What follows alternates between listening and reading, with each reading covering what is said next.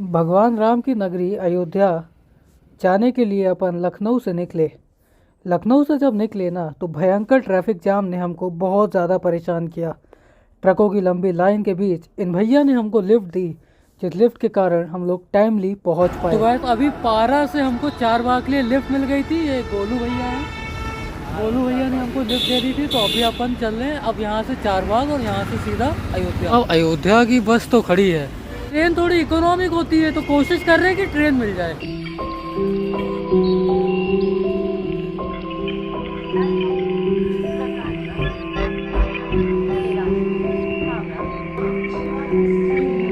₹60 की टिकट है, 3 नंबर पे आ रही है।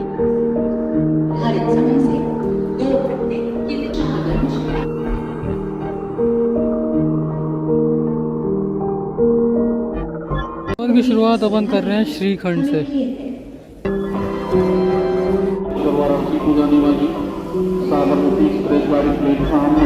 भाई साहब, भगवान श्री राम ने अपने दरबार में दर्शन देने से पहले इतना भयंकर परीक्षा लिया ना, आप देख के दंग रह जाओगे। इस ट्रेन की भीड़ और कोई होता तो शायद जाने का आइडिया ड्रॉप भी कर सकता है। भाई साहब, भीड़ देख के चूज ऊपर पहुंच गए और ऊपर आराम से ऊपर वाली बर्थ मिल गई है। यहाँ पर बगल में ये 2 हैं, आराम से बैठे हैं मस्त। और सुबह पहुँचेंगे, जब पहुँचेंगे तब आपको बुलाएंगे, ठीक है? आपको मिलेंगे जब पहुँचेंगे तब आपसे मिलेंगे। वैसे उत्तर प्रदेश में पहाड़ और उत्तर प्रदेश में समुद्र नहीं है, ये बात तो आप मानते हैं। लेकिन दोस्तों, एक आपको काला सच बता रहा हूँ, उत्तर प्रदेश में जितना टूरिज़्म पोटेंशियल है धार्मिक वाला, श्री कृष्ण का जन्म स्थान, उसके बाद श्री राम की जन्मभूमि, उसके बाद काशी विश्वनाथ की ज्योतिर्लिंग, उसके अलावा और भी बहुत सारी चीज़ें। चित्रकूट धाम हो गया जहाँ पे श्री राम ने अपना 11 वर्ष वनवास किया था। ये सारी जगहें अगर आप दोस्तों गौर से देखो ना तो उत्तर प्रदेश में भी अच्छा खासा पोटेंशियल है टूरिज्म का। लेकिन हम लोग उसको प्रमोट करने के लिए क्या कर सकते हैं, नीचे कमेंट में बताओ। अयोध्या नगरी में आपका स्वागत है, जय जय श्री राम। स्टेशन आए हैं, ये वाला शॉट तो लेना ही पड़ेगा।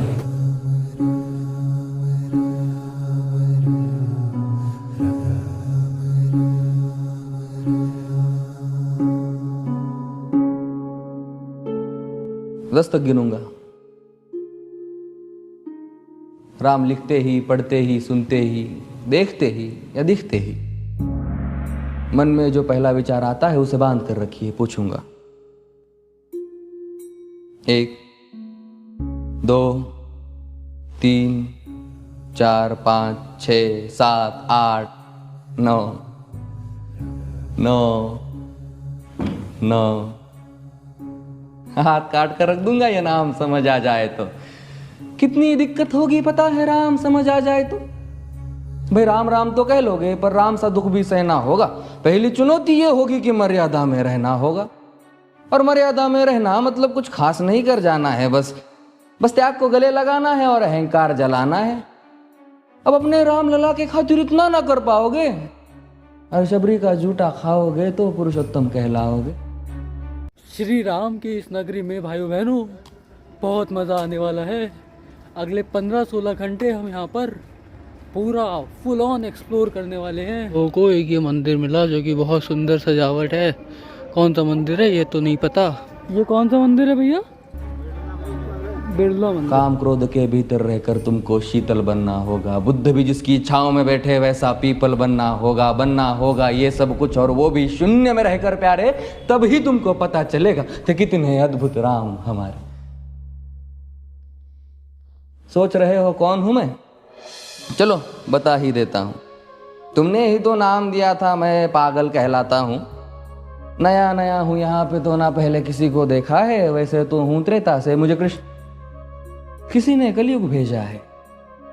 भाई बात वहां तक फैल गई है कि यहाँ कुछ तो मंगल होने को है, कि भरत से भारत हुए राज में सुना है राम जी आने को है। बड़े भाग्यशाली हो तुम सब। नहीं, वहां पे सब यही कहते हैं कि हम तो राम राज्य में रहते थे पर इन सब में राम रहते हैं। यानी तुम सब में राम का अंश छुपा है। नहीं मतलब वो तुम में आते हैं रहने। सच है या फिर गलत खबर? अगर सच्ची है तो क्या कहने। ये क्या ब्लैक टी है क्या, लेमन टी है? दे दीजिए, कितने की है? दे दीजिए। तो सबको राम पता ही होगा, घर के बड़ों ने बताया होगा।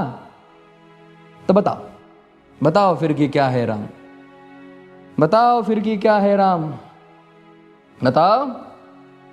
अरे पता है तुमको क्या है राम, या बस हाथ धनुष तरकश में बान, या वन में जिन्होंने किया गुजारा, या फिर कैसे रावण मारा लक्ष्मण जिनको कहते भैया, जिनकी पत्नी सीता मैया। फिर ये तो हो गई वही कहानी, एक था राजा एक थी रानी।